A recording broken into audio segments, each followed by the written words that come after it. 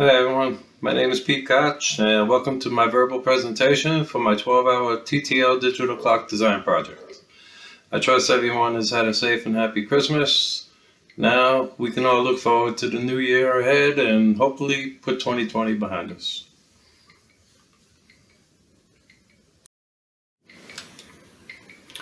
So the goal was to have a fully functional TTL digital clock that could be engineered by just about anyone who's intrigued with electronics. So the basis for this project was not only to create a working digital clock, but to respectively incorporate most of the basic principles associated with digital electronics and the digital design process. This project will ultimately bring the inspired apprentice to multiple levels of critical thinking throughout each stage of the design process, one IC chip at a time. The preliminary requirements define the inclusive objective, while the resulting requirements become a little bit more elaborate. So the ultimate idea this project brings forward is to help edify, encourage, and develop a love for electronics aimed towards undergraduates, hobbyists, young and old, or anyone who's truly fascinated with learning the rudiments of digital electronics. So the 12-hour TTL digital clock prototype was is a multi-level breadboard design which accommodates each stage of the clock along with the required gated circuitry and components and switches. And the concept really doesn't stop here. So a variety of other functions could be comprised, such as an alarm setting, maybe an hourly chime, a tick-tock sound, or even a swinging pendulum. So the possibilities are endless. Of course, the more that you add to it, the more power requirements that the clock is going to require. So the question is, why? Truthfully, this is something that I always wanted to do since my early college years back in technical career institutes in New York City.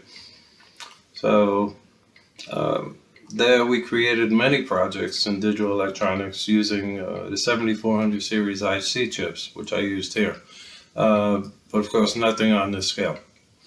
Now, digital electronics has always inspired me and always sparked my interest ever since. And this project encompasses almost every basic principle of digital fundamentals. So there's logic, there's Boolean expression, there's gates, there's decoders, counters, clock frequencies, crystal oscillators, 7-segment displays, and the list goes on and on and on. So I really couldn't think of a better way to bring digital electronics to life other than having to design a digital clock from scratch.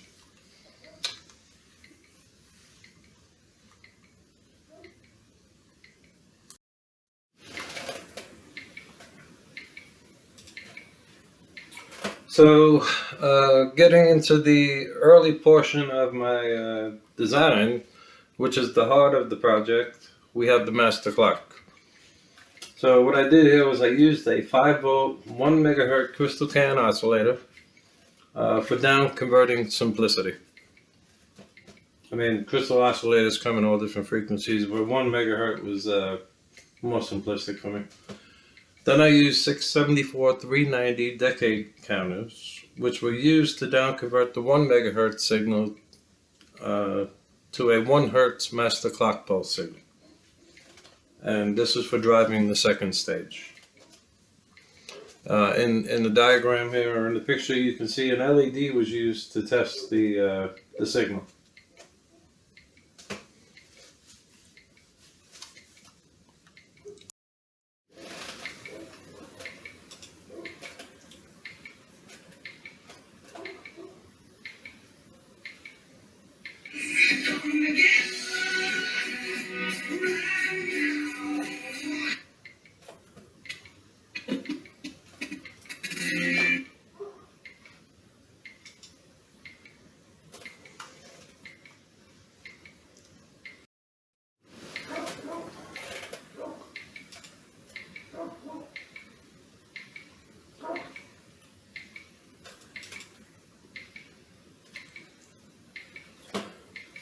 So with the master clock circuit outputting a 1 Hertz clock signal, we were now ready to go on to the second stage of the project.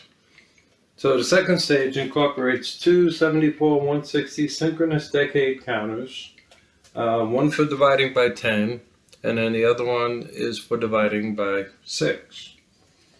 This allows for sequential counting up to 59.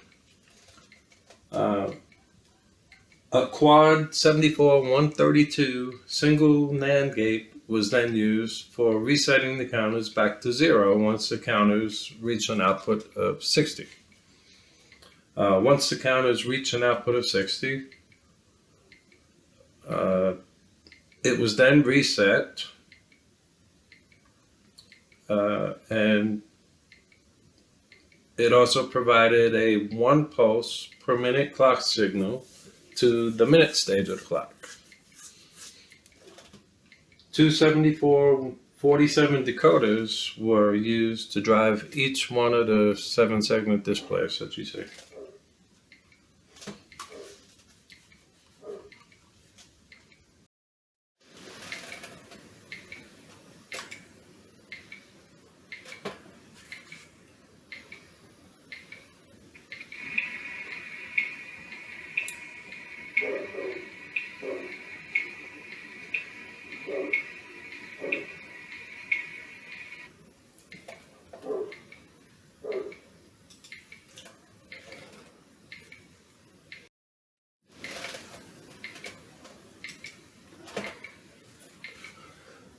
So,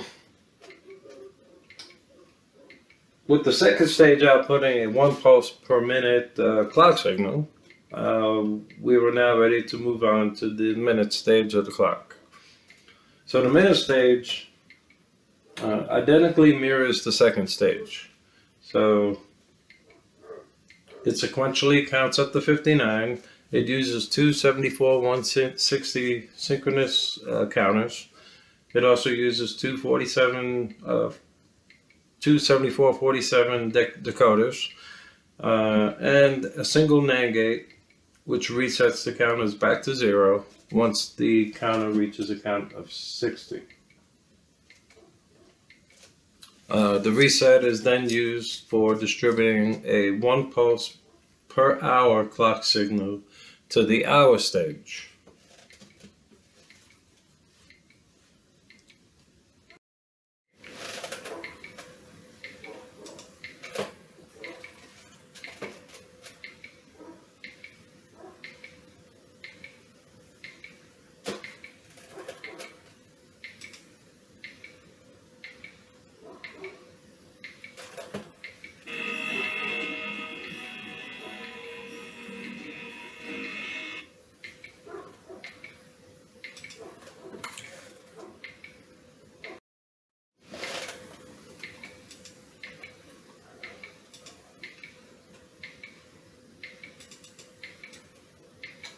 So now with the minute stage outputting a 1 pulse per hour clock signal, we were ready to move on to the tricky hour stage portion. So it's a little tricky because it is a 12-hour format, so there's a lot going on here. So the hour stage is almost identical to the previous stages. However, instead of sequentially counting up to 59, we had to set it for counting to 12, since this is a 12-hour clock format design. The counters also had to be preset to start back at 1, instead of being reset to start back at 0 like the minutes and the seconds did. So once again, we used a single NAND gate, which was used for the presetting function. This was accomplished by setting each of the preset terminals on each of the 74-160 synchronous counters. The first counter was preset to 0, while the second counter was preset to 1. Once the counters transitioned past the normal count of 12, the NAND gate detects the falling edge of the transition pulse and presets each of the counters to 0 and 1 respectively. The 7447 decoder was set to blank out the 0 on the 7-segment display, so the 0 wouldn't show. The preset is also used to send a clock signal to a 74107 JK flip-flop, and what the flip-flop does is it sets the AM and the PM 7-segment display.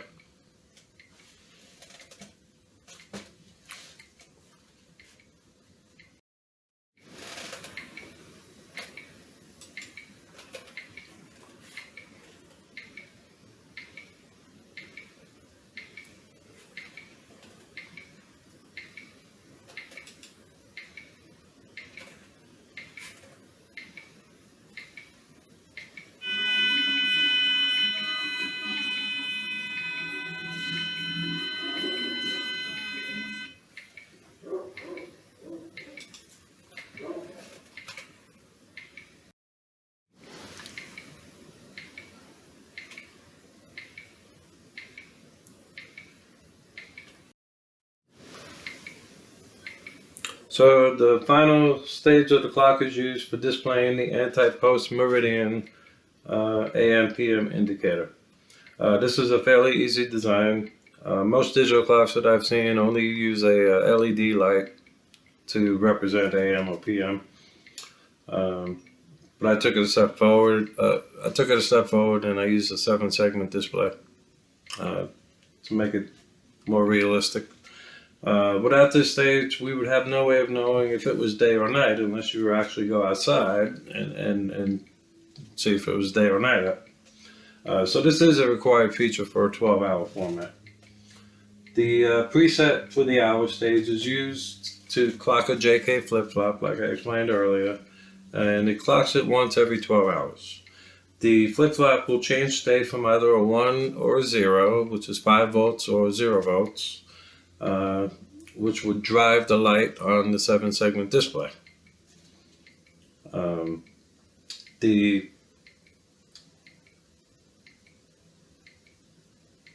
The C leg on the 7-segment display is what is used to actually display A or P. The A, B, E, F, and G legs are constantly lit. When the C segment is unlit, the display will read as a capital letter P, indicating PM, and when the segment is lit, the display will read as a capital letter A, indicating AM.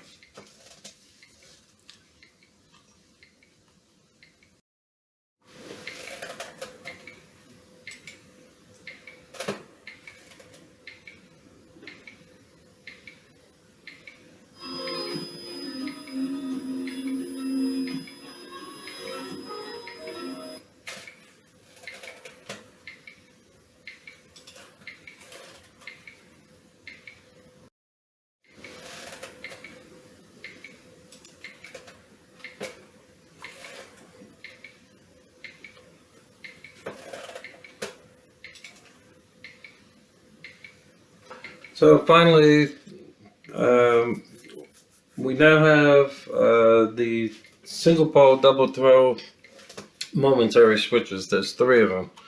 So in this diagram, this is a multi-sim diagram, it illustrates the 2 of them. One is for setting the clock at fast speed, and the other one is used for setting the clock at slow speed. So the fast one is actually connected to the master clock circuit, and it is connected to the 10 kilohertz down conversion of the master clock. When that's pressed, it will accelerate the clock at a rate of 10 kilohertz, very fast. Once you get the hours, well, anyway. The next switch is the slow clock advance. Now that one is also connected to the master clock section, and it is connected to the 100 hertz down converter. And when you press that, it will advance the clock at a rate of 100 hertz. a little bit slower. So to set the clock precisely, and of course I had to play with this when I first started doing it, but to set the clock precisely, you would advance the clock to the AM, PM hour, and then you would advance the minutes past 1 minute past the time that you're setting it for. So you want to go a minute ahead. Then you're going to wait for the minute to catch up to your clock. So once the minute catches up to your clock, then you would press the seconds reset switch, which is what I'm about to show you next.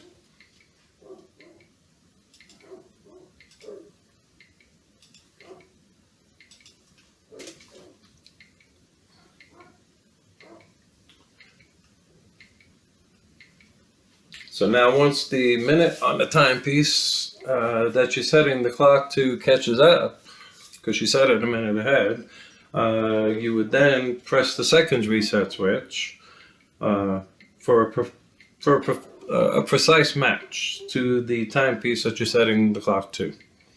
I'll demonstrate this during the demonstration video.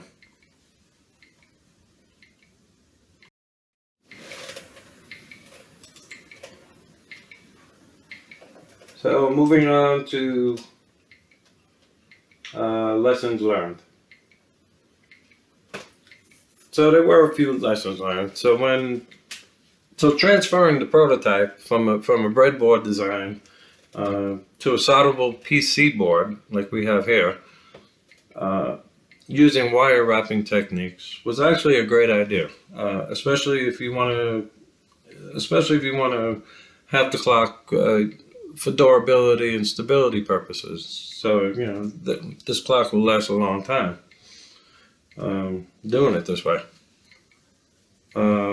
So anyway, in one instance, my soldering techniques were flawed. So that was one of the lessons that I've learned. And this was due to using a chisel point. And if you look at the bottom right hand of the screen right here, you'll see where I made that mistake. So it wasn't really a big deal because it doesn't really affect the workings of the clock, so I left it alone. And I went and purchased a fine tip, soldering tip.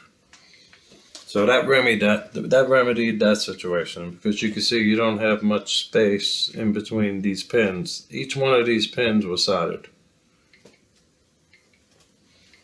The other lesson that I learned was the wire wrapping technique that I used. So, you know, the tool that I use, you press down on the terminal pin, and then you wrap the wire around the terminal. I pressed a little bit too hard in a couple of instances. So what happened when I pressed too hard, the wires actually wrapped up against each other, causing the chip to short out. So you definitely do not want to use excessive force when you're doing wire wrapping like I did. So that was an early lesson learned. Then there was also one occasion where I wired the wrong terminals because they are so close together. You know, I got a little buggy-eyed. So what I did was I went out and purchased a headband magnifying glass so that I could actually see what the heck I was doing. And the proper eyewear remedied the final outcome for the rest of the project.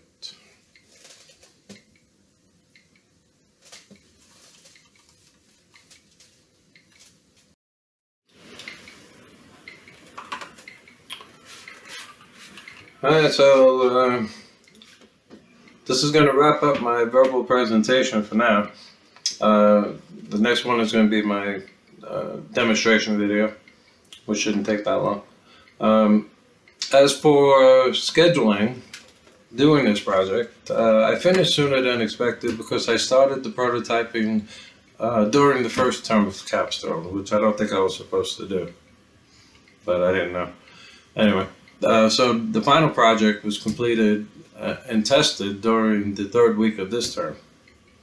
So the scheduling went quite well for me. I guess you could say I cheated a little bit because I started during the first term, but I didn't know. As for improvements for my design, well, I guess there's always room for improvement, right? So in hindsight, I would probably say that using a CMOS chip or a 4000 series IC chip probably could have been used in order to drive down the current and the power requirements, as opposed to using TTL, because TTL does use a lot of power. But other than that, I don't think I would have made any further improvements. Otherwise, it would have took away from the intent of the project, which was to instill the basic principles of digital electronics and digital design. I'd like to thank you all for allowing me to be a part of the Grantham University Heritage. It's been great. It's my hope that you will consider use of my project for future digital electronic classes. So it would be a wonderful, inexpensive, hands-on, critical thinking adventure for future students as opposed to using multisim. Because it's very inexpensive, it's not that hard to do, and the parts are relatively easy to come by. As with my previous college, the parts that we needed was supplied by our in-house bookstore. So maybe Grantham can do the same thing now that you guys have your own bookstore. You can purchase all these electronic supplies through Jamico Electronics, which is what I use, or any other electronic supplier would gladly be willing to work with an accredited organization such as Grantham. Again, thank you, and Happy New Year to all of you.